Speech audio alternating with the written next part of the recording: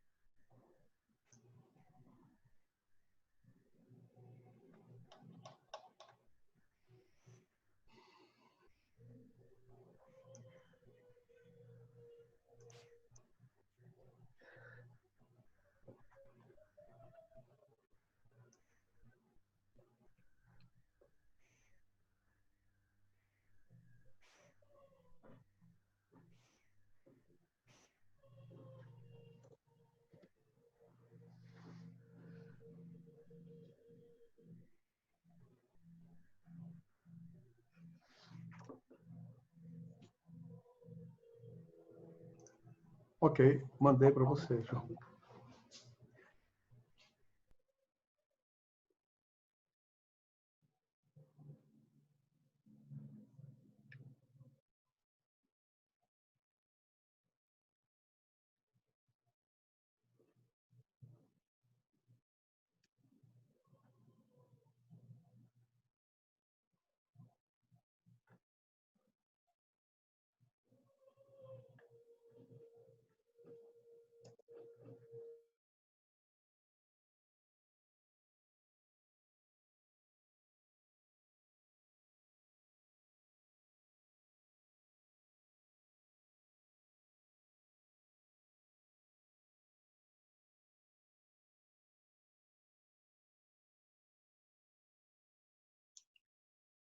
Olá, pessoal, boa noite a todos. Sejam muito bem-vindos. Chegamos ao nosso quarto diálogos com gestores, boas práticas no enfrentamento da Covid. E conforme o tempo passa, nós vamos vivenciando muitos aprendizados, ciclos, ações que geram diferentes resultados. Hoje a gente vai ter 4 pessoas conosco que têm vivenciado múltiplas dimensões no sentido de aprendizado, de desafios, e eu começo agradecendo o Carlos, a Amanda, o Bruno, a Daniele e a Bárbara e a Gabriela que nos ajudaram a organizar esse evento. O setor público tem oferecido um cenário muito rico em termos de reflexões a respeito da capacidade do sistema, das parcerias, enfim, de toda a configuração de políticas, estratégias, ações, desde a prevenção até o atendimento. E hoje nós temos aqui convidados especiais para partilhar e refletir conosco. Nós começaremos nossa conversa com o Carlos Alberto Justo da Silva, que é secretário de Saúde da cidade de Florianópolis, professor também. E depois o diálogo vai se expandindo com a participação da Amanda Steffen, que é coordenadora do Complexo Regulador da Prefeitura de São Bernardo do Campo, também aluna do MBA Executivo do Einstein, da turma 18, turma carinhosamente que se autodenomina Covid-18. E depois se expande também o diálogo com a participação do Bruno Fernandes, que é aluno da turma 16 do MBA Executivo e secretário de Saúde do município de Morro Agudo. O diálogo vai ser moderado pela professora Daniele Godoy, que trará as perguntas, as participações de vocês na nossa conversa, que é fundamental. Vocês perceberão que hoje a gente está trabalhando numa modalidade um pouco distinta das outras edições. Então, a gente vai, ao longo dessa nossa conversa, dialogando, e a participação de vocês é muito importante. Como que eu faço para participar? Clica no ícone de Q&A, também conhecido como QIA, e faz sua pergunta para a gente, e a professora Daniele vai monitorando, vai distribuindo as perguntas conforme a nossa conversa evolui. Certo, gente? Sejam muito bem-vindos, obrigado por participarem dessa live. A gente está tendo um alto número de lives de todos os lados, então a sua participação aqui é muito especial. Começa, então, dando as boas-vindas, agradecendo a participação. Professor Carlos Justo, seja muito bem-vindo. Obrigado pelo convite. Espero que a gente possa conversar um pouco aí sobre a trajetória e a condução da epidemia.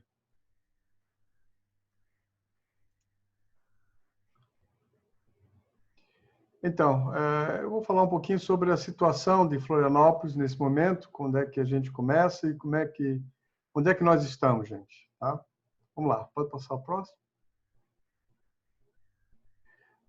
Desde o começo se falou que seria uma guerra, né? A gente estudou que a questão da pandemia, pelo desconhecimento, ela equivaleria a uma guerra. Só que é uma guerra onde os debatedores que não se conheciam muito bem. Nem nós conhecíamos muito bem o vírus e tampouco havia uma grande discrepância entre capacidade de reação e ataque por parte de onde ele se instalou. Pode passar. E aí vem que de guerra nós estamos falando, né? Que começou a ter uma guerra, mas que é guerra. Tinha alguém que era só uma gripezinha que dava para atacar com o estilingue e tinha outros que precisava fazer lockdown, fechar tudo, etc, etc. Porque também não se conhecia diretamente o inimigo, né? Quer dizer, o que é esse coronavírus, qual é a mortalidade dele, qual não é. E esse debate todo de discussão que tipo de guerra, que armas para enfrentar essa guerra, ele levou e vem apresentando algumas dificuldades em alguns locais para as estratégias adequadas, porque se você entra na guerra conforme as armas que você dispõe, as suas estratégias são completamente diferentes. Então, embora o inimigo seja único, só que agora no Sul, eu coloquei aí, que nós estamos na guerra do coronavírus, mas agora no Sul a gente tem que começar a ver também todas as outras síndromes respiratórias juntas. Então a gente se preparou para uma guerra, mas agora vamos começar a enfrentar outros inimigos que se associam na guerra. Pode passar o próximo. E aí, a estratégia da guerra é bem interessante, porque ela fala muito sobre o combate às questões assim que vêm, sem que você tenha uma dimensão adequada de planejamento anterior, né?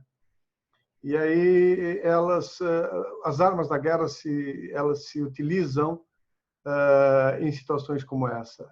E aí você precisa definir claramente numa guerra qual é a estratégia que você vai tomar nessa guerra, qual é o exército que você dispõe para atuar nisso, qual é a logística que você vai empregar. Muita gente perdeu a guerra porque tinha exército, tinha estratégia, mas não tinha logística.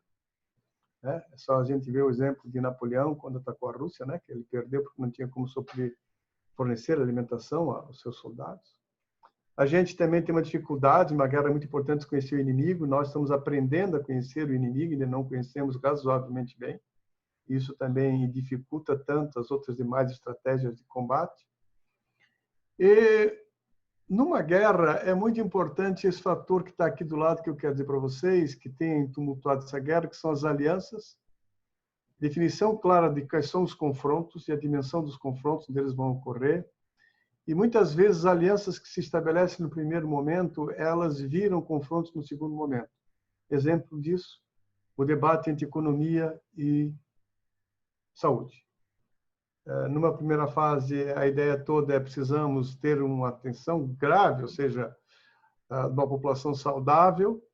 Aí o setor econômico, ele entende isso, é parceiro, mas aí progressivamente nós começamos a ter uma ruptura dessas alianças por interesses distintos ao longo desse processo, que leva a todo um repensar de estratégia, de logística, de definições que a gente precisa ter. Vamos falar um pouquinho sobre isso. Pode passar o próximo.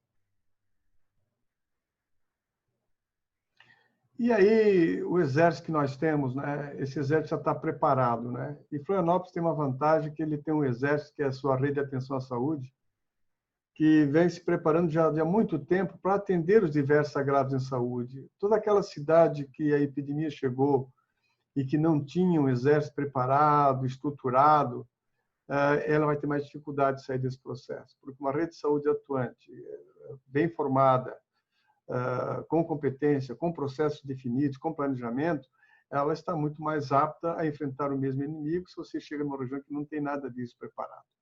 Então, todos os eventos que foram ao longo de vários anos se constituindo, que é chamada Rede de Atenção à Saúde em Floripa, ajudou bastante nos resultados que nós obtivemos, como vocês vão ver à frente. E eu penso que essa será a grande, preparar esse exército de uma forma bastante efetiva e permanente para as próximas epidemias e desafios que virão. Esse não será o último, nós vamos ter outros pela frente e seguramente ter um exército permanentemente preparado é fundamental. Pode passar o próximo. Então, a força da atenção primária em Florianópolis, ele se revela porque nós somos a única capital, né, onde, por exemplo, a gente faz o diagnóstico, a notificação e o monitoramento e a testagem são feitos no centro de saúde. Ou seja, a gente quem dá o resultado para o indivíduo é aquele indivíduo que é a sua equipe de saúde da família, é aquele sujeito que o conhece. Isso é muito diferente você dizer para uma pessoa dessa que ela precisa ficar em isolamento, que ela vai continuar sendo cuidada por alguém que a conhece, ou ela passar num laboratório qualquer, pegar um atestado e dizer que ela vai precisar ficar isolada. Há uma diferença grande no resultado que você obtém quando isso é feito pela própria equipe de saúde da família do indivíduo. A partir daí também, a outra vantagem é que o monitoramento e o agravamento dos casos passa a ser feito por essas mesmas equipes. Então, quem telefona para o indivíduo todo dia para saber como é que ele está, se ele piorou, se ele melhorou, se precisa de uma outra consulta, como é que está a prescrição deles, atestados, tudo isso a gente é feito pela saúde da família e como a gente está sabendo, cada vez mais a ideia da teleconsulta por alguém que o conhece, não é? Por alguém que conhece esse indivíduo, e a utilização maciça da telemedicina nessa ferramenta para nós aqui foi uma questão importante que nós vamos ver. Outra situação também que nós vimos em muitas cidades foi que fecharam a atenção primária. As pessoas começaram a ter medo de ir, baixou o movimento e muitas pessoas fecharam a atenção primária. Nós não. Para evitar aquilo que muita gente está chamando de segunda onda, terceira onda, nós mantemos 96% da clínica aberta e fazendo consultas. Nós fizemos mais de 400 mil consultas 400 mil atendimentos, 600 mil atendimentos nesse primeiro semestre. Então, para evitar que a gente tivesse uma forte regularização de pacientes crônicos, embora ela, de alguma maneira, vai ocorrer, porque as pessoas têm medo de sair de casa e têm medo de se expor ainda, elas estão com receio e a gente, pelo menos, manteve as unidades abertas para poder atendê-los. Outra coisa também é a adequação correta de EPIs e que a gente proteger o exército, né? Não adianta botar o exército sem armas. Então, nós conseguimos ter acesso a EPIs de forma adequada, com distribuição e critérios de padronização de cruzar para não desperdiçar. Foi uma questão muito importante. Trabalhamos incessantemente para a definição dos protocolos pessoal de enfermagem, que EPI mais adequado para que tipo de servidor e funcionário.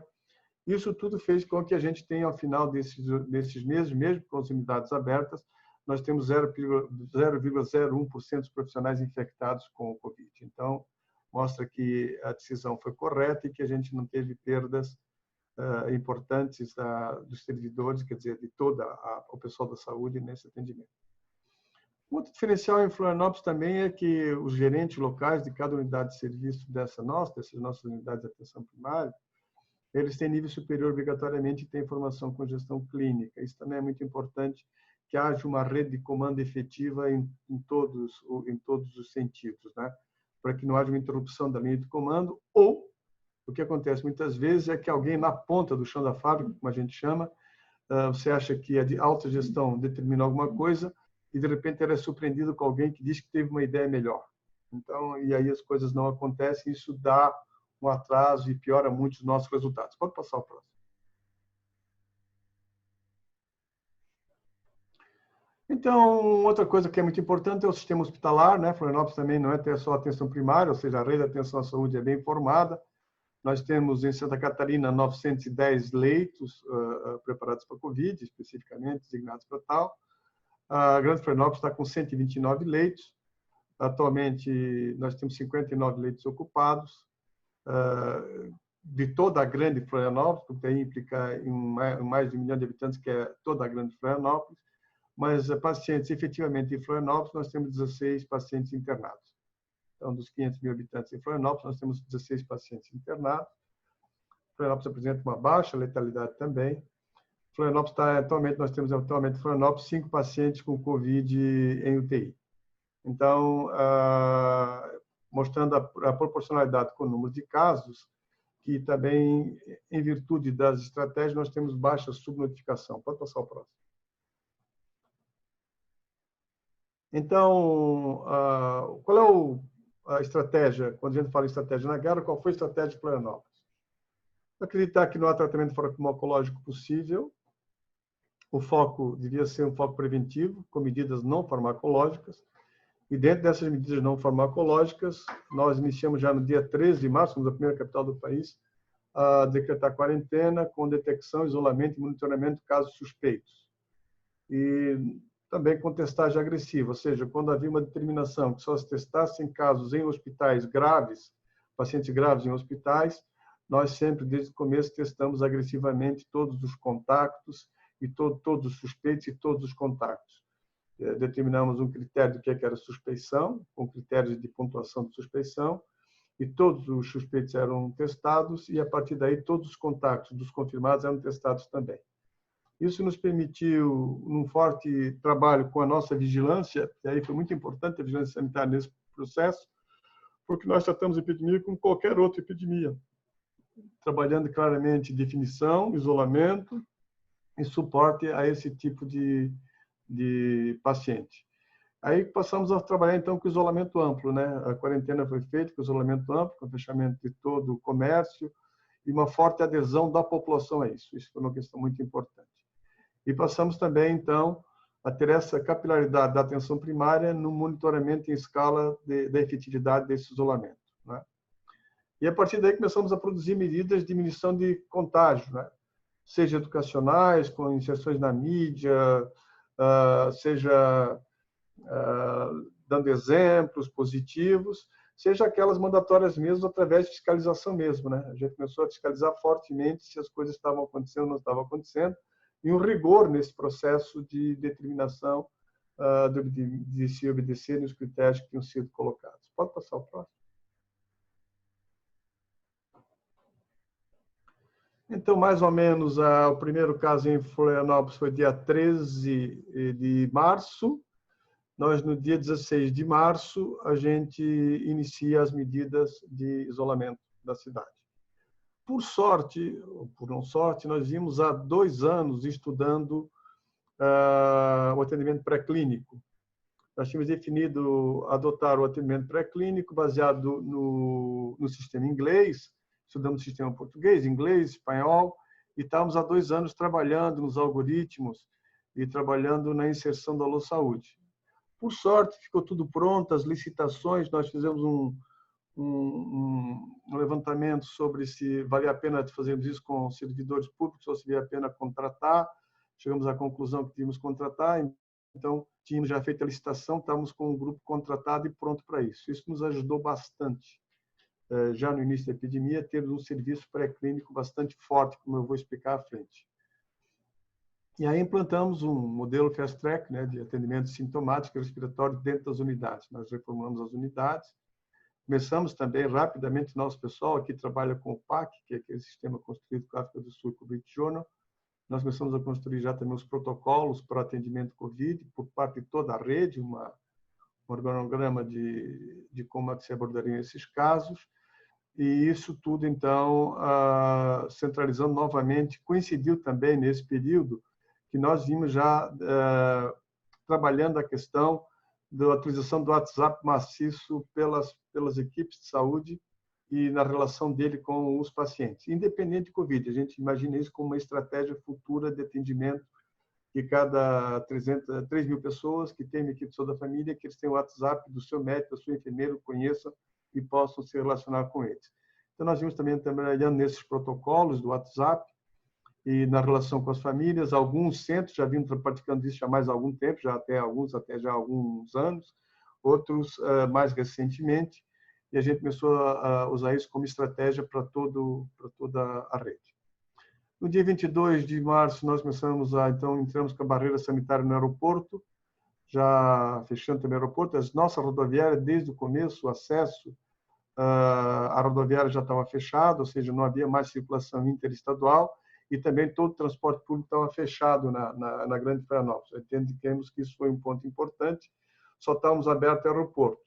Então, nós resolvemos também, no dia 22, trabalhar com barreiras sanitárias no aeroporto, e agora também, recentemente, fazendo a testagem rápida no próprio aeroporto, a partir do dia 15/4, Nós levamos esse tempo, a nossa testagem no começo era só com PCR, e nós então começamos a conseguir testes rápidos a partir do mês de abril. Nós também tivemos essa sorte de comprar os testes rápidos, e daí começamos a fazer a testagem rápida, inicialmente no drive-thru, para posteriormente nós começamos no dia 22/4 a trabalharmos com a testagem já nos próprios centros de saúde. Ou seja, a estratégia drive-thru continua até hoje para algumas situações, mas preferencialmente o Alô Saúde Floripa encaminha as pessoas para testagem nos próprios centros de saúde. Pode passar o próximo? E aí, aqui estava o nosso planejamento estratégico, como é que foi definido. Então, nós implantamos o Alô Saúde em março, adaptamos os protocolos de atendimento pré-clínico para essas situações, inclusive com a introdução no protocolo dos casos de Covid.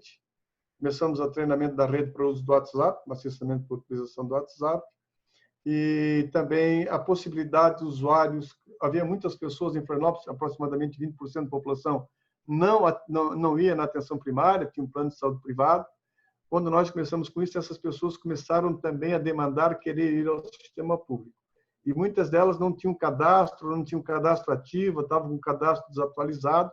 Então, essa foi uma questão também que nós temos que rapidamente fazer com que o indivíduo pudesse fazer um cadastro online para que ele rapidamente pudesse ter acesso. Porque para ter acesso ao Alô Saúde, ele tinha que estar cadastrado na rede, porque o Alô Saúde abre o prontuário. Então, se ele não tivesse acesso ao prontuário, ele não era atendido pelo Alô Saúde. Pode passar o próximo?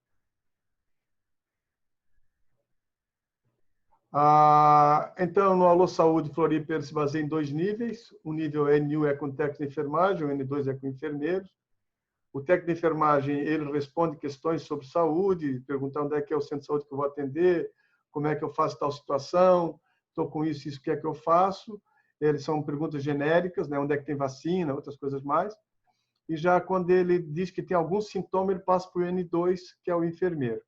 O enfermeiro daí acessa os algoritmos, baseados no NIH, dos algoritmos ingleses, e a partir daí vai definir se ele vai ter uma consulta, ou se ele vai receber alguma indicação, ou se ele vai ter algum tipo de atendimento, que agora a gente passou também a poder fazer esse atendimento. No começo ele só era orientado, ou não, se precisava de uma consulta, e marcar a sua consulta, para não precisar ir para o centro de saúde. Atualmente a gente já faz teleconsulta no grupo do WhatsApp. Até agora, então, foram 48.700 atendimentos, pessoas que não precisavam sair de casa para ter sua questão de saúde resolvida. Nós temos aproximadamente quase 80% de grau de satisfação com o atendimento. Desses pacientes, 8.000 eram sintomáticos respiratórios para a Covid, e com isso a gente entendeu que a gente possibilitou a restrição em domicílio. Nós mantivemos contatos com a Alô Saúde com 695 usuários com suspeita de Covid. Então, a gente conseguiu fazer a restrição ao domicílio, avaliação desses indivíduos por teleconsulta e coleta domiciliar de exames desses pacientes também. E assim como também o monitoramento pela atenção primária. Então, essa é a questão, que não basta você isolar, você tem que dar condições que o cara que está em isolamento, ele se sinta atendido, ele se sinta que as pessoas continuam procurando ele, que atendem algumas demandas que ele possa apresentar. Pode passar o próximo? Isso também, daí nós implementamos o teleatendimento, né? No começo, que é o teleatendimento, nós começamos a trabalhar então com o WhatsApp, com as consultas, daí não só para alguns setores, mas para disseminando isso mais na rede. E para poder fazer teleatendimento, nós fomos obrigados a fazer os guias de orientação de teleatendimento, né? E também no contexto da pandemia, a gente definimos IPIs, protocolos para atuação no Covid. Fizemos também drive-thru, começamos a trabalhar uma campanha maciça de vacinação para H1N1, porque tínhamos em vista que quanto mais pacientes a gente conseguisse vacinar previamente, menor, quando chegasse o inverno, haveria uma disputa de leitos pelas várias síndromes respiratórias. Então, a gente fez um foco muito grande na ideia de tentar vacinar o máximo possível. Então, por exemplo, para que havia toda a vacinação dos idosos, por exemplo, nós desenvolvemos uma tarefa deles vacinarem por drive-thru em carro para eles não se exporem, não ir no centro de saúde, se exporem, e nós começamos a vacinar nos condomínios.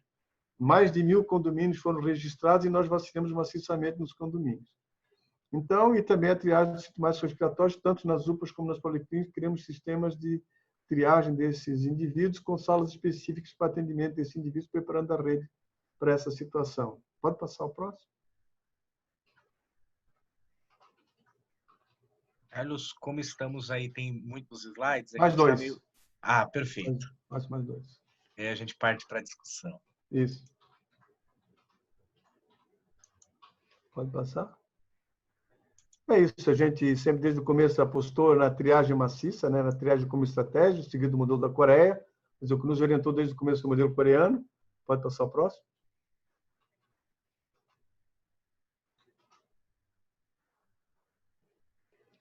E é isso que nós entendemos, quer dizer, achamos muito importante que tanto a qualificação da vigilância sanitária como a rede de atenção à saúde como um todo, eles vão ser fundamentais não só nessa epidemia, mas em todas as epidemias. Ou seja, a gente precisa estar preparado para as coisas quando elas acontecerem, para não sermos pegos de surpresa. Então, esse é o grande desafio nosso daqui para frente. Pode passar o próximo, acho que são só os dados de Floripa. É isso aí, nós queremos entrar atualmente um covidômetro, que é, como foi feito em vários lugares, que são os indicadores que determinam se você vai flexibilizar ou se você vai restringir. Isso é muito importante para a população saber, se você não ser uma decisão unicamente de esfera política, ser do conhecimento da população, se você vai fechar mais ou se você vai flexibilizar mais.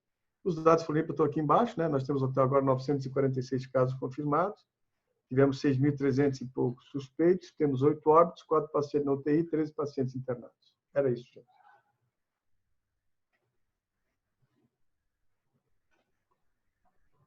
Obrigado. Obrigado, Carlos. Realmente muitas informações interessantes para a gente conversar, para dialogar. Um trabalho formidável sendo realizado lá. E agora a gente vai expandir essa nossa conversa, trazendo a Amanda, o Bruno também para a discussão. Antes de fazermos a conversa, antes de os acionarmos, eu quero aproveitar, pessoal, e partilhar os contatos aqui da Amanda, do Bruno, dos nossos painelistas, aqui o LinkedIn. A Bárbara vai mandar também aí por mensagem. Caso você tenha alguma questão para conversar depois, tirar dúvidas, tem tanta informação rica aqui que às vezes a gente chega ao final e pensa, nossa, gostaria de conversar, de entender um pouco mais sobre o modelo, e aí você pode acessar por meio desses links que estão no chat. Muito bem. Professora Daniele, vamos bater papo? Vamos bater um pouco de papo, né? Bom, obrigada, João, pelo convite de moderar essa mesa. Essa mesa ela tem um caráter especial para mim, né? Além de ter o Bruno e a Amanda, que são alunos aí do MBA em Gestão e Saúde do Einstein, a gente tem esse convidado que, na verdade, é um parceiro aqui de Florianópolis, né? Eu trabalho na equipe também da Secretaria de Saúde de Floripa há muitos anos. Eu não vou falar muitos anos para não ficar muito clara aí a minha idade. Mas é um prazer ter recebido vocês aqui. Obrigada por partilhar a vivência, as experiências de vocês. Então, a ideia agora é que realmente a gente faça um diálogo, né? Eu tenho algumas perguntas disparadoras para a gente começar esse diálogo, mas se quem estiver aí nos ouvindo, né, tiver alguma questão, pode colocar ali embaixo no íconezinho do QIA, que eu vou monitorar aqui, a gente passa para os palestrantes para a gente poder fazer uma noite bem produtiva aqui. E eu começo a provocação, né? A gente teve uma apresentação excelente do Carlos, mostrando toda a experiência de Floripa, bastante exitosa e se destacando, inclusive, em todo o contexto nacional, como uma experiência de controle e com múltiplos aspectos envolvidos nessa estratégia para que esse controle fosse, de fato, atingido. E a gente tem um momento que é muito único agora, né? Uma pandemia com um vírus novo, com um desafio enorme para o nosso sistema de saúde do país como um todo, particularmente no setor público, que já tem uma dificuldade maior de recurso, uma dificuldade estrutural, uma dificuldade de gestão do próprio sistema. Além dessas dificuldades, a gente viveu paralelamente, a gente está vivendo, né? Paralelamente à pandemia, uma infodemia. Então, um volume de produção de informações extremamente alto, né? Informações de qualidade, mas informações de nem tanta qualidade. A gente está tendo uma discussão grande aí de ciência e pseudociência que veio agora com essa produção excessiva de informação. que é uma informação que tem o seu aspecto positivo. A gente teve muita produção em tempo real dos serviços, né, da própria academia, e que nos serviram para pautar nas tomadas de decisão e gestão, mas também muita informação absurdamente grande em mídias sociais ou mesmo em sites de pseudociência que acabaram influenciando também as tomadas de decisão. E aí a minha provocação para vocês é nesse contexto, né, que a gente teve. Mesmo assim, a gente tem uma série de soluções que foram muito exitosas, né, soluções locais. E aí vocês veem, né, queria ouvir um pouquinho também o Bruno, a Amanda, se vocês viram um padrão de resposta, considerando o que o Dr. Carlos nos apresentou aqui, né, dessa estratégia global com várias frentes de trabalho para ter resultado. Na vivência de vocês também, se vocês viram mais ou menos esse padrão e onde está funcionando, e vou um pouquinho além na provocação, né, dessa vivência, e aí para o Dr. Carlos também, né, o que foi planejado e que não deu muito certo ao longo desse caminho, que precisou ser corrigido. A gente está num momento de tomada de decisão estratégica que a gente tem que estar o tempo todo indo e voltando e lidando com essas informações para a gente tomar as decisões. Então, eu abro o nosso debate com essa provocação, né? Com esse, se vocês avaliaram aí um padrão de resposta, considerando a vivência de vocês, e o que não deu certo aí ao longo desse caminho, né? Que a gente aprende muito também com os nossos desvios e a gente usa isso, de fato, para a gente, como aprendizado, né? Em gestão. O gestor está o tempo todo fazendo isso, né? Amanda, você prefere começar? Bruno, eu quero te ouvir. Você Então, é secretário, eu vou contar minha visão indireta. Não por isso, mas eu acho que, em primeiro lugar, eu quero agradecer o convite, eu quero agradecer a oportunidade de poder estar entre vocês e poder dividir um pouquinho das experiências aqui, poder aprender com a experiência de Florianópolis, com o Carlos. Também explicou para a gente as ações. E eu acho que, da história, a gente pode começar dizendo o seguinte: a base de tudo é a boa informação. Acho que a gente começa tentando entender o momento, como o Carlos bem citou, mas também tentando adaptar as estratégias para o nosso cenário. A gente está falando de cidades que têm proporções muito diferentes, né? Eu vivo numa cidade de pouco mais de 32 mil habitantes, mas a preocupação é a mesma. A gente precisa conhecer qual é o inimigo primeiro, a gente precisa saber com que velocidade ele chegou à nossa cidade, com que velocidade ele atinge a nossa população, e a partir daí, aprender com as estratégias, porque a gente teve o privilégio, se é que a gente pode chamar de privilégio, o fato da gente ter sido um dos últimos grandes países a terem sido atingidos pela doença. Então, a gente teve a oportunidade de ver as estratégias adotadas em outros países, a gente teve a oportunidade de ver o que funcionou melhor, o que não funcionou, e também a gente tem que ter a capacidade de adaptar isso para o nosso cenário. A gente, como a Dani bem citou, a gente tem limitações do ponto de vista de organização, do ponto de vista de recursos, não só financeiros, mas técnicos também, e isso é importante a gente colocar em discussão. E eu acho que o que a gente percebe é que um grupo de gestores tem conseguido se adaptar a uma velocidade maior do que os outros. E acho que essa, para mim, é o primeiro ponto de partida para a gente poder discutir o momento. O que vai ficar de lição para esse momento em relação aos próximos enfrentamentos? Será que a gente, num cenário semelhante no futuro, não pode pensar, especialmente nesse grupo de informações, nesse grupo de gestores, como um grupo que gera informações, um padrão de resposta? Acho que a questão maior é que a gente precisa apostar tanto quanto no enfrentamento em si, mas na capacitação dos gestores. Eu acho que esse é um bom ponto de partida.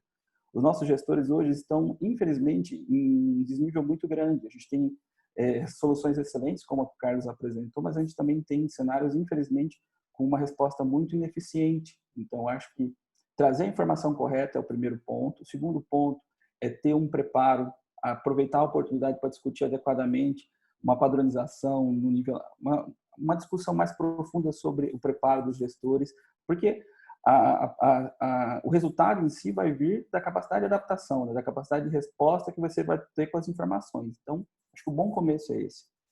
A gente olhar para o nosso cenário e imaginar que a gente tem uma baita de uma oportunidade aqui de discutir uma série de problemas que estavam ali fazendo parte do nosso dia a dia, mas que o Covid fez com que eles viessem à tona de uma forma muito abrupta, né? Agora, eu acho que uma coisa importante, você tocou no assunto do que não deu certo. Dani, eu acho que para a gente discutir isso, acho que a gente ainda não tem um caminho muito certo, porque essa situação, como todo mundo sabe, não veio com um manual, né? Não veio com um roteiro definido. Então, o que a gente aprende no dia a dia é que o grande desafio, pelo menos eu tenho sentido aqui, é que o nosso grande desafio ao redor das medidas é essa dificuldade justamente para você avaliar com que eficiências tem tomado essas decisões, né? Qual é o grau de resultado numa velocidade que você talvez precisasse ser mais rápida do que a gente tem hoje em dia, né? Eu concordo com o Bruno. Viu, Bruno? Eu acho que você trouxe um aspecto super importante para a gestão pública, né? Porque a pandemia, ela, assim como o Dr. Carlos trouxe também, ela trouxe a evidência para tudo, tanto para as potências dos sistemas de saúde, quanto para as fragilidades. Então, por exemplo, eu sei que Florianópolis é um modelo de estratégia de saúde da família que tem uma cobertura sem igual. Só que eu acho que é realmente isso, nem todo mundo está nesse mesmo momento, né? Por exemplo, eu sou de São Bernardo, então minha cidade é uma cidade de 850 mil habitantes, nós temos atualmente quase 750 leitos. Eu ouvindo o Dr. Carlos falar, eu achei impressionante, porque, por exemplo, hoje, só nesse momento, eu tenho internado 151 pacientes, só em enfermaria, 98 só em UTI. Então, a situação, ela realmente é muito diferente. A escala aqui, ela vem colocando a gente numa prova de fogo, né? E coisas interessantes, a adaptação. Então, uma coisa que para mim ficou muito claro, não tem estratégia certa e não tem estratégia errada. A gente todos os dias tem que rever aquilo que a gente tomou de decisão, tentando ser mais assertivo no dia seguinte, né? Obviamente, se a gente for avaliar, por exemplo, São Bernardo adotou várias práticas que Florianópolis adotou como estratégia, numa escala totalmente diferente, né? A gente não conhece o inimigo, então isso nos força a essa situação. E uma outra coisa, né? Eu acho que, independentemente, o gestor ele tem que fazer algumas escolhas, e uma delas é aproveitar o momento para crescer enquanto gestão e para trazer um legado para a população que precisa realmente do Sistema Único de Saúde, né? A gente viu que houve muito investimento em hospital de campanha, ampliação de leito, uma série de demandas que eu não estou aqui para criticar, longe disso. Mas, por exemplo, São Bernardo, a gente optou por não aderir, né? Nós tínhamos 2 hospitais que estavam prestes a inaugurar, nós utilizamos todo o investimento para equipar e fazer essa ampliação de leito, que, por sinal, hoje é o que está dando fôlego para que a gente continue o dia a dia, tá? Acho que a gente, João, podia abrir um pouco para as perguntas, porque gestor público gosta de falar bastante, mas a gente está aqui mais para dialogar. Acho que vai ficar mais legal. Eu só queria aproveitar um gancho no que você falou, Amanda. Eu acho que é importante a gente falar também, já que a gente está discutindo liderança, gestão, eu acho que a questão importante da gente não ter encontrado uma liderança central eficiente no Brasil, porque se a gente está dizendo que os gestores locais têm uma discrepância em nível de preparo, seria fundamental de discutir também qual é o papel do líder central, qual é o papel do comando central das ações, né? Então, acho que é uma questão de clareza para quem segue esse caminho, é uma questão de tranquilidade para a população em si, que as medidas encontram um eco de ação, né? E eu acho que é importante porque a gente está discutindo, por exemplo, você falou que vocês adotaram uma linha de ação em relação aos leitos diferente do que a maioria tem feito. E por coincidência aqui a gente também adotou. A gente pensou o seguinte: nós temos um hospital local que tem uma estrutura relativamente boa para abrigar os casos de Covid, mas esse hospital vai sofrer uma deficiência muito grande quando ele começar a ser ocupado pelos casos de Covid e não puder dar assistência aos demais casos. Então, o nosso hospital de campanha, se é que a gente pode chamar aqui em Morro Agudo, a gente optou para que ele fosse um hospital de apoio, na verdade. A gente tentou fazer com que os leitos tradicionais, as doenças tradicionais, vamos dizer, se é que a gente pode chamar assim, mas os casos fora o Covid pudessem continuar sendo tratados adequadamente. Então, são estratégias que são adaptadas e que estão se provando válidas, mas que eu acho que precisavam de uma repercussão, né? Precisavam de uma discussão mais ampla, né, no cenário nacional. Eu vou abrir aqui para uma pergunta do chat. Na verdade, 3 perguntas têm um foco bastante semelhante, pegando a esse gancho que vocês falaram em relação ao que a gente pode mobilizar em termos da gestão, o que a gente melhora e todo dia a gente revê e o que vai ficar de tudo isso, né? O Sandro acabou fazendo uma pergunta que contemplou um pouco algumas outras e ele direcionou a pergunta para o Carlos. E ele pergunta qual a sua opinião, Carlos, sobre as informações desencontradas ou conflitantes dos diversos players, inclusive das autoridades nacionais e internacionais como a OMS sobre o Covid. Como isso tem impactado nas estratégias de combate à pandemia? 2 outros participantes fizeram uma pergunta muito semelhante disso, né? Essa questão da nossa falta de coesão entre a liderança nacional, estadual, municipal. Como é que a gente lida com isso, tendo que tomar essas decisões todo dia, em tempo real, né? No nosso nível local e regional, mas se a gente não tem uma coesão de fato de lideranças maiores, né? Então, se o Carlos puder começar respondendo, mas depois a Amanda e o Bruno, se quiserem falar sobre isso também, vocês já tocaram um pouquinho sobre isso, né? Essa questão não é fácil. Não está sendo fácil até agora. Isso tudo tem dificultado. Porque, você veja só, quando Floripa, havia, na época, o Ministério da Saúde determinava que só deveriam ser testados pacientes graves em hospitais, nós não concordávamos com isso. A literatura, todos os trabalhos que nós tínhamos visto, as experiências exitosas lá de fora, diziam que isso não devia ser feito assim. Todo combate à epidemia, a gente sabe que precisa isolar rapidamente o indivíduo contaminado que possa contagiar outras pessoas. Isso é histórico. Então, como é que eu não tenho que ir atrás desse indivíduo para poder isolá-lo, etc, etc? E como é que eu sei se ele está contaminado? Então, isso tudo, desde o começo, criou-se um problema muito sério, que sempre, novamente parodiando a história da guerra, né? Sempre que o pessoal do exército, numa guerra, não está adequadamente com estratégia, obedecendo e fazendo as coisas corretamente, é a população civil que sofre. As mortes são da população civil. Então, o resultado dessa mesma guerra, o sofrimento desse desencontro do exército formal, é os danos causados à população civil. E vocês vejam só, nossa ideia desde o começo era essa. Os números mostraram claramente, se eu tiver 100 pacientes contaminados, eu vou ter 16 a 20 pacientes em hospital, eu vou ter 3 a 4 pacientes em UTI e eu vou ter 1,2% de morte. O vírus não é mais fortezinho ou menos fortezinho na China, na Europa ou no Brasil. Ele obedece esse mesmo padrão. Se vocês forem olhar, quantos casos eu tenho, quantos leitos eu preciso, quantos UTI eu preciso, quantos vão morrer. Então, a nossa estratégia foi desde o começo. A única forma de fazer isso é não deixar o número crescer na ponta.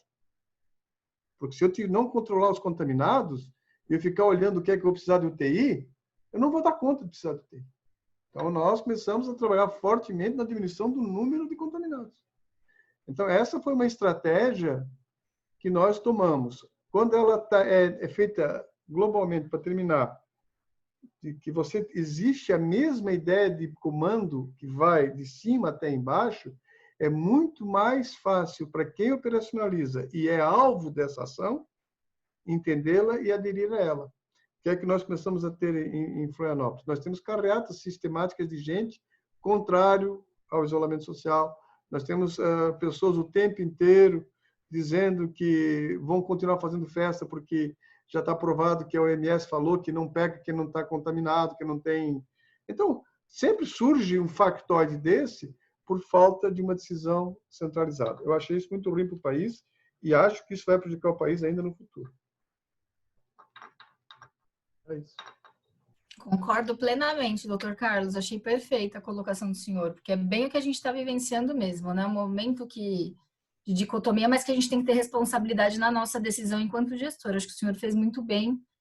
Nós fizemos aqui em São Bernardo, começou faz 2 semanas, junto com a Universidade Federal do ABC e com a Faculdade de Medicina, nós temos o Covidata. E é justamente essa triagem por escalabilidade. Então, eu pego um positivo, a estratégia de saúde da família vai até ele, eu pego aleatório na rua mais 3 pessoas, testo também. E testo os comunicantes desse, para eu recalcular quanto que eu estou contaminando de fato dentro da comunidade para promover um isolamento mais efetivo. eu acho que é o caminho. O senhor está correto. Eu concordo. Eu acho que a grande questão é aquilo que a gente volta lá no início da conversa. A gente precisa conhecer os dados. E uma coisa que a gente pode fazer para mitigar o efeito dessa dicotomia das lideranças é a transparência no nível local. Então, você ter como divulgar corretamente os dados, mostrar para as pessoas, mesmo para aqueles descrentes ou para aqueles que estão indo numa direção contrária, que a situação é real e, infelizmente, está chegando cada vez mais perto mesmo desses descrentes. Acho que isso pode diminuir o efeito, mas é inegável que a gente vai ter um desafio muito grande, não só com o enfrentamento ao Covid, mas com as outras posturas que estão sendo duramente criticadas. A gente tem visto esse grande problema com a divulgação correta dos dados. Enfim, a gente está discutindo problemas que vão atrapalhar não só o enfrentamento em saúde, mas principalmente as ações que a gente toma. Mas a gente tem que lembrar que a gente está falando também de um governo que está sendo colocado em xeque em relação às atitudes como um todo de gestão. Então, para nós, isso dificulta muito, porque a classe política que, infelizmente, já passa por um momento de desconfiança, acaba sendo, mesmo nós sendo técnicos, mesmo nosso papel sendo técnico nessa participação, ele acaba sendo respingado também por essa questão. E eu acho que, sem dúvida alguma, um dos maiores desafios que a gente vai enfrentar em relação ao número de casos crescentes é a postura da população. Por mais que você tente fazer o seu trabalho adequadamente, por mais que você tente fazer todas as medidas que estão ao seu alcance para controlar a doença, você sempre vai ter um limite na adesão da população. Perfeito, pessoal. Tem uma outra pergunta que muda um pouquinho o foco agora do Davi, e ele pergunta qual estratégia vocês adotaram para o atendimento dos pacientes COVID nas unidades hospitalares, visto que vocês não têm hospital de campanha. Houve adaptação de infraestrutura nas unidades hospitalares, estrutura física, equipamento? Como é que foi isso na experiência de vocês? Bom, aqui em Morro Agudo, a gente tentou fazer o seguinte. Primeiro, é como o professor Carlos falou, você tem que ter o isolamento daqueles casos que você suspeita. Então, desde o momento da atenção, na atenção básica, desde o momento da chegada do paciente, a atenção toda foi redimensionada para que nas unidades houvesse um fluxo completamente diferente de pacientes. Então, esses pacientes que têm alguma chance de ter o quadro compatível com o COVID já são identificados precocemente, e aí eles seguem um fluxo diferente na unidade, no cuidado e no direcionamento para o hospital. Como a gente tem hoje um hospital de apoio para os casos básicos, nosso hospital principal, ele ficou quase que exclusivamente para os casos de Covid. Então, isso facilitou também para que a gente tivesse uma cadeia de eventos que pudesse se casar. Então, acho que, apesar de você não ter hoje um hospital de campanha para Covid montado, não quer dizer, é o que a gente conversou mais cedo, que daqui a pouco a gente precise rever essa atenção. É que, neste momento, o nível de internação de Covid na nossa cidade não é suficiente para justificar uma nova unidade covidária, vamos dizer assim. Então, é preferível que eu continue dando atenção aos outros casos e, enquanto isso for possível, pode ser que daqui a algumas semanas a gente tenha que rever esse dado e a gente tenha que reprogramar. E ele já deixa uma segunda onda de ação programada para isso. A gente já tem subunidades programadas para que elas se tornem unidades de covidário. Então, é a questão de você adaptar ao cenário real a sua necessidade.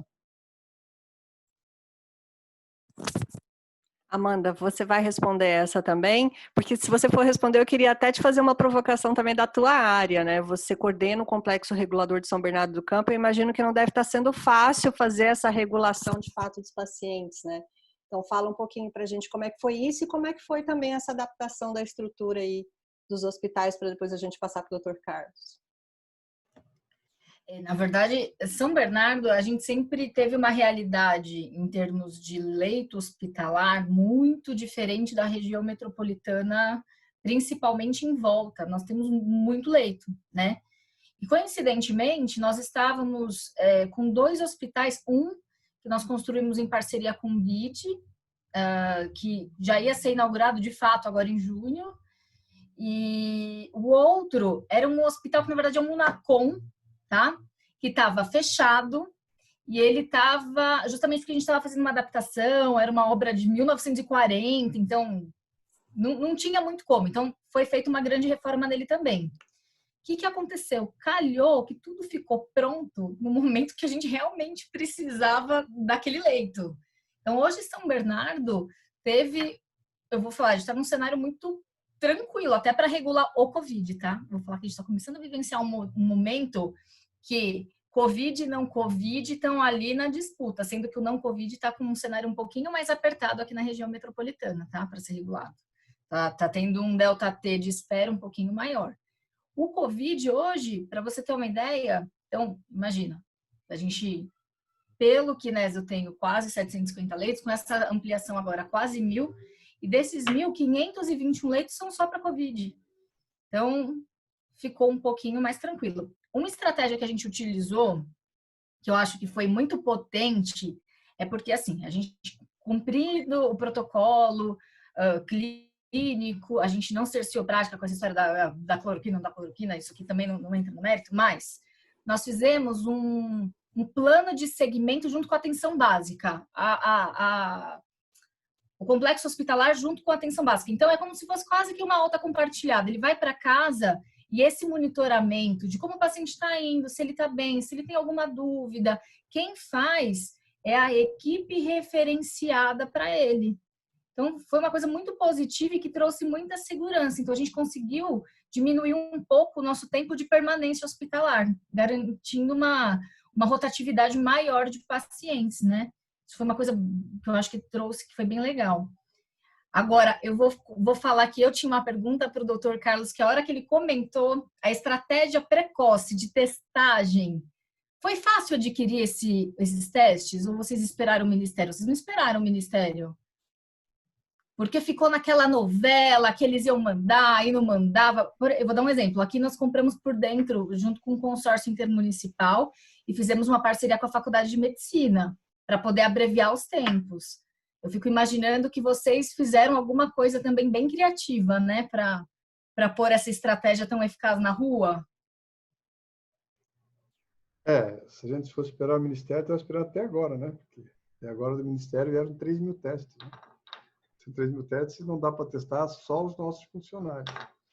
E a gente vem testando os nossos funcionários todos, né, para mantê-los bem. É claro que nós fizemos desde o começo, nós montamos uma planilha. Eu acho que foi colocado pelo Bruno muito bem. Né? A gente precisa utilizar a informação que a partir dela gere conhecimento. Porque informação por informação não gera conhecimento. Informação analisada gera conhecimento. Então, desde o começo, nós fomos ver na China quem produzia os testes, tanto os rápidos como o PCR. Então, por exemplo, nós compramos testes em São Paulo. Com a dificuldade tem em São Paulo, nós fomos um laboratório privado, compramos também uma capacidade de teste em São Paulo. Nós fomos já naquela época aqui na nossa universidade, transformamos os laboratórios da nossa universidade, a Federal de Santa Catarina, no processamento PCR para diminuir o tempo de espera do PCR. E os testes rápidos, nós identificamos quem era, nós tínhamos 4 critérios. Primeiro, tinha que ser registrado na Anvisa o produto, para a gente não cair numa coisa. Segundo, a gente trabalhava com a questão de preço. Terceiro, entrega imediata. Quarto, quem aceitasse empenho. Isso é um problema do setor público, porque naquela época a gente teria até conseguido, eu tinha alguns contatos na própria China, que queriam que eu mandasse o dinheiro antes para eles entregarem depois. Quer dizer, era um absurdo isso. Então, a gente tirou tudo isso do foco. O fato é que nós conseguimos comprar, vocês viram aí, se você for ver quando é que os testes rápidos chegam no Brasil, nós em Florianópolis começamos exatamente dia 14 de abril, nós conseguimos comprar 30.000, e nossa meta era comprar 50.000 testes. Por que 50.000 testes? O exemplo da Coreia, a Coreia utilizou 50.000 por milhão. Então, nós, como tínhamos 1 milhão de pessoas aqui, a gente imaginou 50.000 por milhão, e a gente estava seguindo o modelo coreano, a gente imaginou que precisaria comprar 50.000 testes. Depois, com o conhecimento, nós começamos a ver que estavam surgindo novos tipos de testes nesse período, e que haveria um avanço e que nós não precisaríamos disputar preço nesse período. Então, nós não precisávamos comprar tudo na mesma hora. Então, nós optamos por comprar, naquela época, foram 30.000 testes, e mais 10.000 testes PCR, e isso já nos dava uma garantia que, se nós precisássemos de mercado, nós iríamos numa época de menos competição. Então, nós conseguimos isso já no dia 14, conseguimos de uma empresa importadora, aí ficava o secretário adjunto telefonando para tudo quanto é lugar, para fornecedor, sabe aquela questão maluca?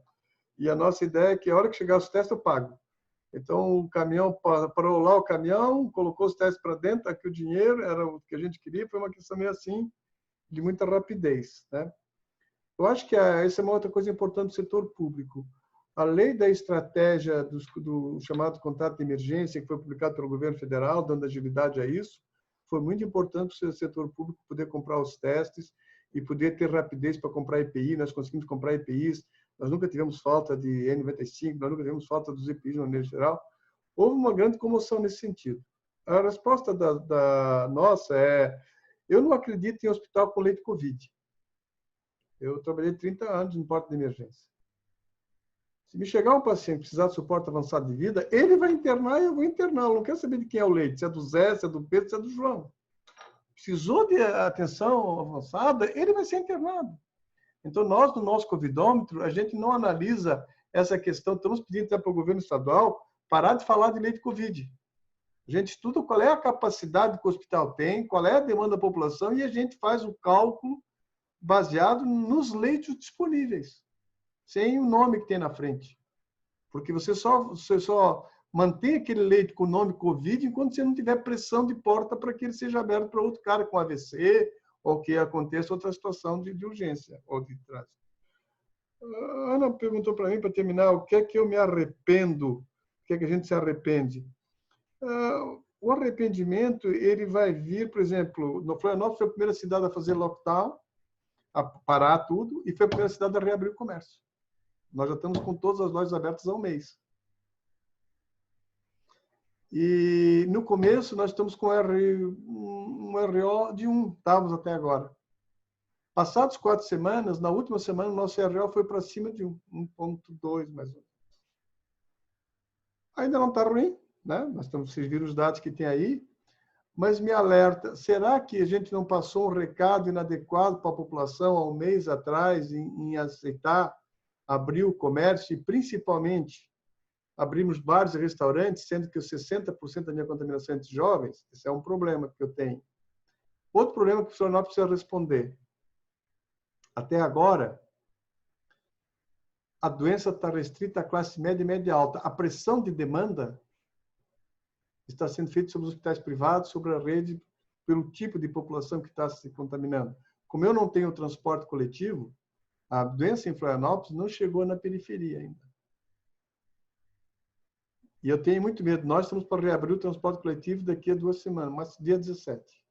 Eu estou muito preocupado com o que é que vai acontecer. E não sei até que ponto a gente vai se posicionar a esse respeito. Eu espero não me arrepender também disso. Eu já me arrependi de deixar abrir os bares e restaurantes, que significavam 35 mil empregos. Eu queria aproveitar só um gancho no que o Dr. Carlos falou, que é o seguinte: a gente falou tanto da questão de adaptação e no número de testes, por exemplo, esse vai ser um fator limitante, a gente já sabe. Então, aqui em São Paulo, a gente também está nessa fase de discussão da flexibilização do contato das pessoas. E aí a grande questão é, a gente não vai ter a capacidade ampliada de testes que a gente gostaria para esse momento tão decisivo. Então aqui, por exemplo, a gente adaptou essa teoria aqui para Morro Agudo porque a gente tem algumas situações peculiares, como, por exemplo, os grandes empregadores são indústrias grandes que concentram as pessoas. Então daí surgiu a ideia da gente fazer a história de buscar os clusters, né? Buscar os grupos. Então hoje, cada caso que chega sintomático, uma vez identificado que ele é de uma empresa onde não havia contactantes, a gente faz o máximo de testes possível naquela empresa e assim a gente vai tentando fazer essas segmentações, que eu acho que é o que vai ajudar a gente a dinamizar o uso dos testes agora nesse momento de flexibilização. Então, aqui em São Paulo, o grande dilema vai ser esse. A partir de agora, com uma base em informações regionais, a gente tem que adaptar a nossa situação local, né? Então, essa estratégia de otimizar o uso dos testes é uma delas.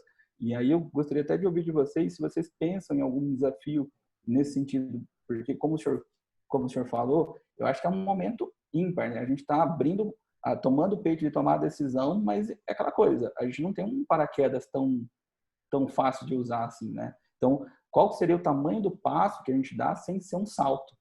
Que é o que a gente tem que discutir, né? Doutor Carlos, o senhor trouxe uma coisa que eu, aqui na região metropolitana de São Paulo, por conta né, desse conglomerado, e a gente tem muita comunidade, o que explodiu os casos é porque ele chegou na periferia, e ele chegou com tudo. E muito difícil, são locais que a gente, por mais que trabalhe a educação coletiva, a gente, né, questão de isolamento, a gente sabe que não existe um entendimento, e é um entendimento que ele ultrapassa a barreira cultural só, né? Tem a questão econômica que ela fica muito evidente. Aqui, nós literalmente explodimos de caso quando a gente tem um grande manchão, assim, que é uma zona maior, né? De periferia mesmo. A hora que teve o primeiro caso lá, a gente falou, pronto, o que a gente vai fazer agora? Porque aí sim não vai ter leito. E eu concordo com o senhor, apesar da gente trabalhar leito Covid, leito não Covid oficialmente, isso inclusive a título de gestão, o Estado de São Paulo pede que a gente trabalhe dessa forma também, eu concordo, porque paciente é paciente, né? E ele não pode ficar represado, ele tem que estar recebendo assistência no momento que ele precisa. Então, é a dúvida cruel do gestor e da responsabilidade que a gente tem frente às nossas escolhas, né? Perfeito, Amanda. Eu vou pegar o gancho da sua dúvida cruel dos gestores e trazer mais uma dúvida cruel dos gestores para você. Tem uma pergunta aqui do Cássio que ela se alinha um pouco com um questionamento meu também. O Cássio, ele pergunta para vocês se vocês conseguem mensurar o impacto nos pacientes oncológicos e outras doenças crônicas, atraso de diagnóstico e retardo dos tratamentos. E aí eu trago usando essa pergunta do Cássio, eu trago essa provocação para vocês. Assim, algo que me angustia muito nesse momento, lidando com saúde pública, a gente vê em escala, tanto municípios como as secretarias estaduais, deixando os outros projetos em nível municipal e estadual em stand-by por conta da estratégica resposta necessária ao Covid. Mas os nossos serviços, os nossos sistemas de saúde, eles não lidam apenas com o Covid. Né? As outras doenças, elas não estão suspensas esperando o Covid passar para depois elas retornarem.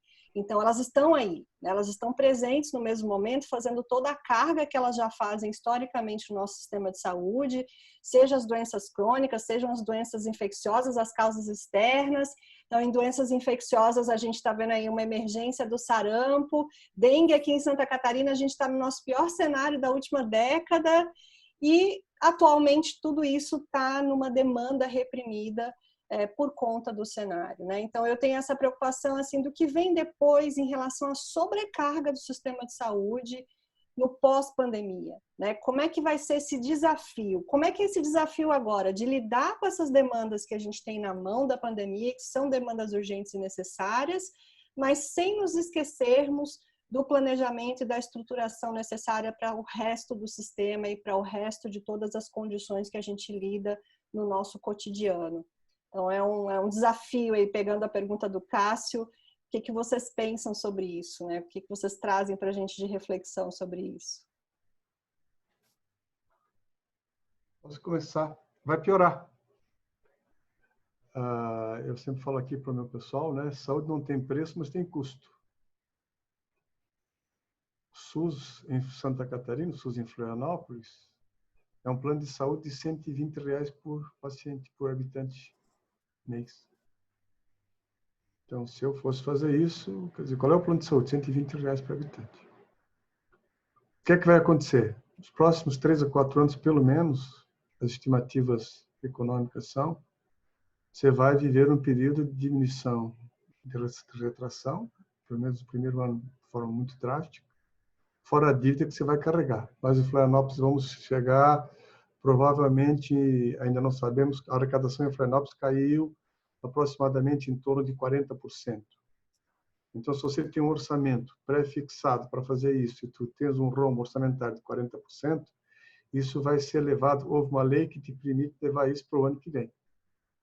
Mas você, ou seja, tu não precisa fechar o exercício fiscal, mas tu vais levar essa dívida para o ano que vem. Então, se tu vais levar essa dívida para o ano que vem, e se o ano que vem, esse ano e o ano que vem, tu vai ter uma diminuição da arrecadação, e se saúde não tem preço, mas tem custo, tu vai ter as filas que tu tinhas. Eu nunca tive, a gente sempre fala aqui, nós não temos fila. A gente tem falta de dinheiro, porque eu sei quanto custa cada fila. Quanto custa a fila de ortopedia, quanto custa a fila do câncer, quanto custa a fila do sujeito que precisa fazer a tomografia, a ressonância, são filas que acabam sendo traduzidas em dinheiro. Então, se você vai ter menos dinheiro, você tem uma capacidade infinitamente menor de resolver o problema das filas. Então, as filas irão aumentar. Então, por exemplo, nós tínhamos conseguido trazer as filas com uma gestão nos últimos 2 anos para 90 dias. A grande maioria, menos ortopedia e uma outra fila que está um pouco mais de 90 dias, que é mais tempo. Mas a maior parte das filas estavam por 90 dias, com o orçamento que a gente estava especificando. Se você vai ter menos dinheiro, você vai começar a aumentar essas filas. Simples assim. Eu acho que o cenário que o Dr. Carlos mencionou é fatídico. A gente vai enfrentar isso, independente da escala, em todos os locais do país. Mas uma coisa que é importante a gente discutir é a seguinte: se a gente for para a raiz do nosso sistema de saúde, com a atenção básica, a gente tem sim ferramentas para tentar diminuir esse impacto. Hoje, a gente diminuiu, Florianópolis é uma exceção, mas boa parte das cidades praticamente desativou a visita dos agentes comunitários, a presença da atenção básica buscando o paciente, ao invés de esperar ele chegar ao sistema. E isso tem que ser retomado o quanto antes, na medida da segurança, é claro, mas a ferramenta está pronta. Você pode diminuir o impacto desse cenário tentando fazer com que essa busca ativa seja melhor feita. Eu acho que nós temos um sistema que está estruturado, que realmente está bem desenhado, mas precisa ser ativado. Eu acho que é isso. Acho que a gente precisa urgentemente discutir essa reativação do sistema de uma maneira segura. Bruno, pegando até um gancho com o que você está trazendo, nós aqui, por exemplo, São Bernardo, tratamento oncológico, nós não paralisamos, tá? Continuou, até porque nós tínhamos um eixo muito tranquilo para estar atendendo e com mais segurança para esse paciente, que é um dos grupos de risco principais, né, dentro dessa pandemia. Mas uma coisa que você fala que eu acho muito interessante, gente, a gente é subfinanciado, eu acho que depois que entrou a emenda constitucional 95, a gente vem sofrendo um bocado mais, e eu acho que vai ficar pior ainda o cenário nesse sentido de financiamento. Eu não sou uma entusiasta, eu acho que o gestor público ele vai ter que ser cada vez mais criativo para se superar e superar aquilo que a gente tem de meta, né? Mas, se tem uma estratégia que, combinado com a atenção primária em saúde, que eu acho que ela é muito efetiva no sentido de acesso às especialidades, é a questão do matriciamento, né? Matriciamento é uma coisa extremamente potente. Basicamente, ela bloqueia quase 80% da demanda, né? A gente sabe que, apesar da gente ter muitos municípios, a gente tem uma estruturação da atenção primária boa, uma cobertura legal de estratégia de saúde da família, essas questões mais especializadas, o pessoal tem uma certa insegurança. Então, quando você traz essa proximidade entre o especialista e o médico da família, é uma coisa muito positiva. Nós aqui em São Bernardo, nós tivemos um processo há uns anos que foi muito legal, que foi uma fila de pneumo. Aqui a gente tem um grande volume de doença respiratória, né? E era uma coisa que assim, né, Dr. Carlos, você investe, você tem aquele limite que a tua lua te coloca, né, para aquele ano para trabalhar, e a gente só via a demanda crescer e o pessoal encaminhar. Pois começamos um trabalho entre os pneumologistas e os médicos da estratégia. Então, ele ia uma vez na unidade por semana e ele fazia toda essa discussão de caso. E aí, junto com isso, a gente começou a praticar a teleinteração, né? Lembra do telesaúde lá atrás? A gente iniciou como telesaúde, nós acabamos modificando posteriormente a proposta, mas a matriz era a mesma. E foi muito legal, a gente derrubou. São Bernardo, por exemplo, hoje eu não tenho mais fila de espera para pneumo. Por quê? Porque só vai para o especialista aquele cara que precisa realmente, né? Então, eu acho que o controle populacional vem de outras coisas que não só o acesso. A gente sabe que o acesso está muito atrelado à satisfação do usuário do SUS, né? Hoje, para o usuário do SUS, ele vai falar assim, nossa, esse sistema é muito bom, se ele tiver acesso ao sistema. E eu acho que essa vai ser a nossa próxima dificuldade. Aqui, eu não tenho uma resposta para essa pergunta, viu, Dani? Mas a gente já está começando a discutir algumas estratégias de retomada das policlínicas, justamente para tanto fortalecer de novo, dar esse apoio ao matriciamento, quanto para dar continuidade para a fila que já tem de solicitação. Eu acho não que tem uma resposta padrão, a gente vai tentar minimizar dano. É o que eu consigo te dizer, tentar trabalhar por critério de prioridade. Manda, e eu acho que uma outra coisa que tem que ficar de herança dessa história toda é o benefício da parceria entre o público e o privado. Porque a gente também tem que olhar para o outro lado, onde os hospitais privados, o setor privado de saúde, está penando muito, porque a gente sabe das dificuldades de acesso, da demanda que caiu, enfim.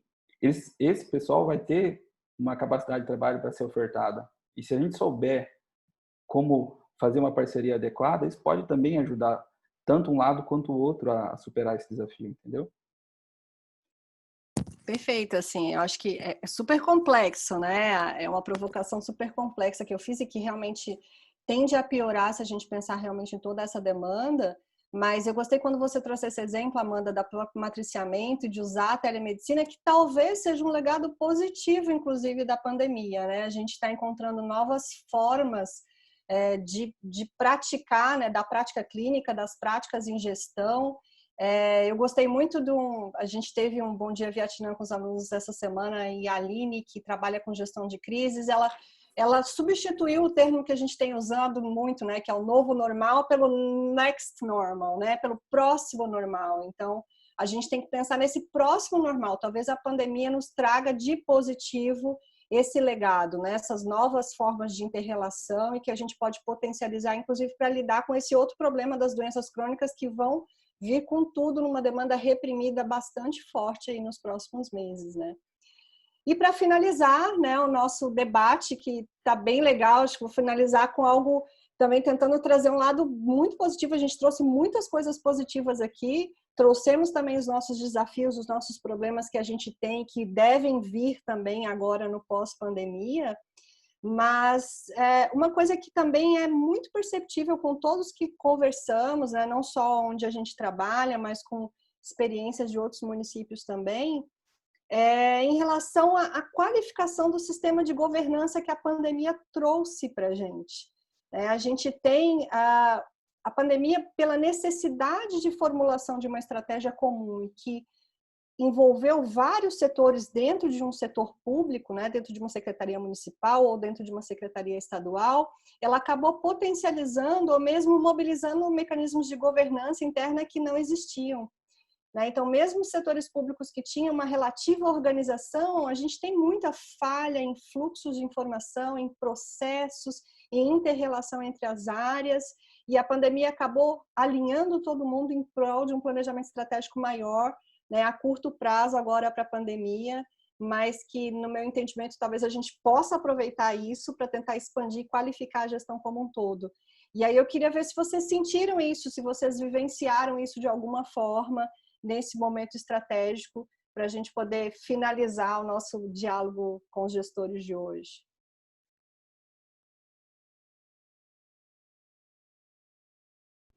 Eu acho que é isso. Eu acho que o futuro está, como foi dito desde o começo, em a gente ter a utilização cada vez mais de mecanismos de capacidade de decisão por informação correta. Não há a mínima possibilidade de se ter uma boa decisão baseada numa má informação. Então, os sistemas, quer dizer, a utilização maciça de sistemas digitais para o futuro, com capacidade de eficiência e redução de custos, né? Até pouco tempo atrás, esses sistemas só aumentavam custos. Agora, eles começaram a retornar uma diminuição dos custos da incorporação desse tipo de tecnologia.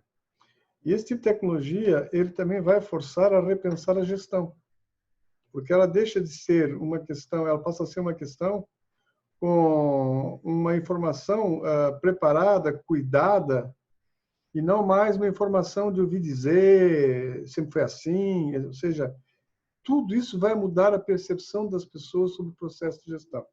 Eu acho que, como você mesmo falou, né, a ideia de melhorar os processos de planejamento, porque você tem uma informação mais adequada para fazer isso, a ideia das relações intersetoriais, a gente começou a trabalhar com isso, e isso vai ser o grande desafio da gestão pública, principalmente. A ideia da quebra da descentralização das corporações departamentais para uma capacidade de gestão por processo. Isso é muito difícil no setor público, porque o setor público, todo mundo quer ter sua própria sala e esse negocinho lá o nome do departamento que é dele e pode acabar o departamento, mas aquela sala ninguém mais vai usar, é só para aquela finalidade que foi criada. Então, essa questão que a gente levou muito mal, o modelo de gestão departamentalizado dos Estados Unidos, com todas as dificuldades, né? A gente pegou o modelo francês de gestão cartesiano, juntou com o modelo americano departamentalizado, e fizemos o pior dos mundos, que é a falta de mérito para quem assume cargo de gestão. E vem atrelado essa questão no setor público, né? A mudança das eleições, aos cargos comissionados, as pessoas que vão assumindo e que precisam o tempo inteiro estar refazendo mecanismos de eficiência de gestão. Esse é o grande desafio do setor público, né? A profissionalização, a diminuição da interveniência política nos fatores de decisão, que é uma questão difícil, mas isso está acontecendo. Acho que nós estamos, você conhece bem aqui a secretaria, nós temos um número muito grande já de pessoas com formação em gestão, com cursos de pós-graduação e de frente, e que são uma defesa para essa interveniência política que acontece muitas vezes dentro dos setores do governo. Então, eu sou otimista a esse respeito e acho que é por aí mesmo. Um abraço a todos. Eu concordo, eu acho que o professor Carlos tocou num assunto fundamental em relação à gestão pública, que é a relação de mérito e competência, né, para ocupar o cargo. Então, nada adianta a gente passar por um momento tão decisivo quanto esse, tirar lições enormes, como a gente está tirando desse aprendizado, se não houver continuidade. Eu acho que esse momento revelou o quanto é fundamental você ter a pessoa certa no lugar certo e que essa pessoa tenha a liberdade técnica de exercer o comando, a liderança dela, para que ela possa fazer um bom trabalho. Então, eu acho que das heranças que esse momento vai deixar, essa tem que ser uma dos pilares. Eu acho que a gente, a partir de agora, tem que discutir cada vez com mais clareza quem é que tem que ocupar os lugares de gestão pública e qual é o nível de preparo. Se houver uma chance da gente, a gente montar uma forma de preparar essas pessoas durante o caminho, eu acho que isso também é fundamental. A gente não precisa esperar um momento de crise como esse para se preocupar com a formação. Então, um gestor que muitas vezes é bem intencionado, não tendo preparo técnico, mas tendo a oportunidade de se preparar durante o caminho, ele vai fazer um bom trabalho também. Então, eu acho que é isso. É olhar com mais atenção para essa oportunidade e imaginar que a gente não precisa de um cenário tão grave quanto esse para discutir a capacidade de liderança, a capacidade técnica e principalmente a continuidade dos bons trabalhos, né? É isso. Eu acho que é isso mesmo, gente. Vocês falaram muito bem. Eu fico com um sentimento, e já vem faz um tempo, que é uma coisa que eu gosto muito, que é a questão da cooperação, né? A gente vive uma realidade, aqui eu falo que assim, né, município nenhum tem muro, nós não temos muros. Então é muito difícil você evitar que a população ela deixe de transitar entre um município e outro. Então aqui, por exemplo, nós tivemos uma iniciativa muito legal que foi junto com o consórcio intermunicipal, então a região metropolitana. Nós fazemos parte da região metropolitana de São Paulo, mas nós somos o grande ABC, né? Que não é ABC, mas são 7 municípios associados e que precisavam articular estrategicamente de uma forma mais homogênea para garantir o resultado individual. Então, foi muito legal ver os gestores, tanto dentro da Comissão Intergestores Regionais, quanto dentro do próprio consórcio, trazer essa discussão num nível mais de cooperação mesmo. Poxa, você, Rio Grande da Serra, o que eu consigo fazer que eu posso te auxiliar nesse processo? Ou vamos fazer uma compra conjunta para adquirir insumo, visto que assim eu tenho uma potencialidade maior do que aquele pequeno. Então, foi uma coisa que eu espero que fique de legado. Eu gosto muito dos processos de regionalização. Eu acho que isso, nós viemos de uma ideia de planejamento regional integrado, né, do ano passado, coisa que a gente não conseguiu consolidar ainda, acho que a pandemia deu uma atrapalhadinha, mas que eu sou uma entusiasta dos próximos anos. Eu acho que a gente tem que emplacar isso para trazer cada dia mais qualidade para aquilo que a gente faz. Acho que a principal característica do gestor em saúde, principalmente na saúde pública, é justamente essa vontade de mudar, né, gente? A gente quer deixar um legado para os nossos filhos, para os nossos netos, a gente quer ver a população numa situação diferente do que muitas vezes a gente encontrou quando a gente iniciou os nossos trabalhos. Obrigada, viu? Obrigada, Dani. Obrigada, João. Foi muito bom estar aqui. Obrigada, Carlos. Senhor, olha, vou levar vários das coisas que o senhor trouxe para a minha vida. Muito bom. Bruno, Eu vou te encontrar presencialmente em breve também, se Deus quiser.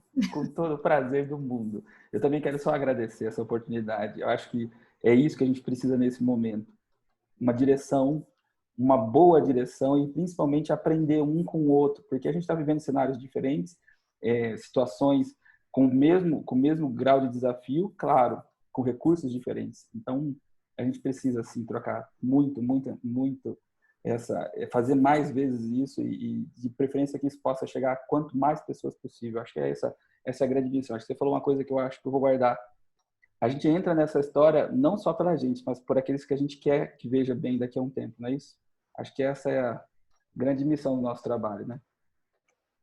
Perfeito, gente. Acho que dá para terminar, inclusive, com uma análise, né? Eu gosto muito do que pena, que bom, que tal, né? Que assim, que pena que a gente teve que estar numa pandemia dessa para poder perceber essas potencialidades dentro da gestão. Mas que bom que a gente está percebendo isso e que a gente está conseguindo transformar isso em ações de fato efetiva para uma situação tão grave de saúde pública, né? E que tal, né? Principalmente vocês como alunos do MBA, né, mobilizarem isso e não deixarem com que isso de fato se perca ao longo do caminho. Acho que a gente tem que usar isso como experiência de aprendizado em gestão.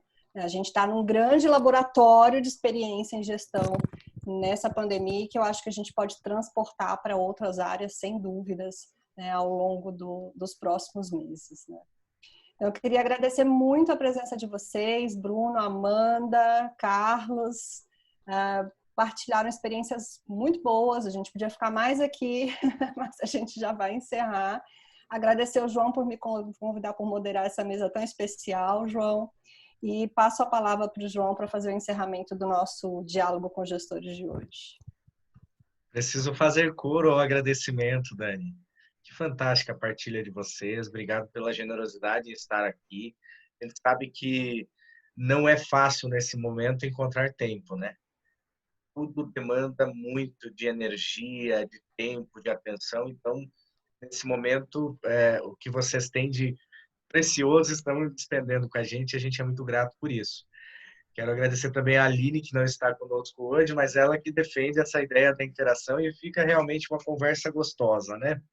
A gente tem muito o que falar, mas as experiências partilhadas por vocês certamente provocaram e ajudaram bastante as pessoas que estão ouvindo, que estão participando e que vão ver esse vídeo eventualmente. A gente tem essa visão de ensino, um ensino que sai da sala de aula, né? Seja alunos do MBA em Gestão Pública, em Saúde, seja alunos do nosso MBA, que está com 3 turmas rodando simultaneamente. Enfim, a gente precisa promover discussões, precisa trocar ideias e conhecer, né? Então, Bruno lá de Morro Agudo, a Amanda aqui do grande ABC, o grande abecedário, né? Que vai muito além do ABC, o Carlos em Florianópolis. Então, a gente tem múltiplas visões, múltiplas experiências, precisa ser trocado. Então, para encerrar, quero reforçar a quem participa do Bom Dia Vietnã que amanhã estamos, é feriado, mas estamos firmes e fortes. Amanhã vamos falar também do retorno às atividades. O Bom Dia Vietnã é uma ação aqui, Carlos, que a gente faz desde que iniciou a pandemia, vai fazer 90 dias. A gente, todos os dias, 6h30 da manhã, abrimos um link e falamos aspectos desde a saúde mental até aspectos técnicos, a evolução, né? Até porque desde que começou a crise, quem não queimou a língua ou não foi desmentido em algum momento é porque não abriu a boca. Porque em algum momento a gente disse que ia acontecer algo e não aconteceu. Então, esse sentimento de comunidade, esse trabalho conjunto é sempre muito importante. Bom, quero partilhar aqui os contatos da nossa área, os contatos da área de gestão de saúde do Einstein, os meus contatos também, o link de quem quiser adicionar, conversar. E hoje eu fiz um pedido especial para a Bárbara, principalmente por conta do alongamento da crise e da demanda que temos em termos de esforços. Nós criamos um curso de saúde mental nas organizações em tempo de pandemia, para transmissões online. E quem quiser, a Bárbara vai partilhar aí para a gente o link no chat. Quem quiser tirar foto aqui, por meio deste cupom aqui, consegue um desconto de 25%. Muito bem, pessoal. Então, agora peço uma gentileza para encerrarmos a noite, que você faça a avaliação do nosso Diálogos. Daqui a 2 semanas, daqui a 2 semanas, exatamente, 15 dias, daqui a 2 semanas temos um novo e contamos com vocês. Um grande abraço, pessoal. Muito obrigado mais uma vez, Carlos, Bruno, Daniele, Amanda. A casa é sua. Sejam sempre bem-vindos no nosso Diálogos, ou quando quiserem madrugar, quiser participar um dia, Carlos está super convidado. A Dani participou um dia, não parou mais. Todo dia ele me derruba da cama às 6h30 da manhã para assistir. A câmera pode estar fechada nesse evento em particular. Muito bem, gente.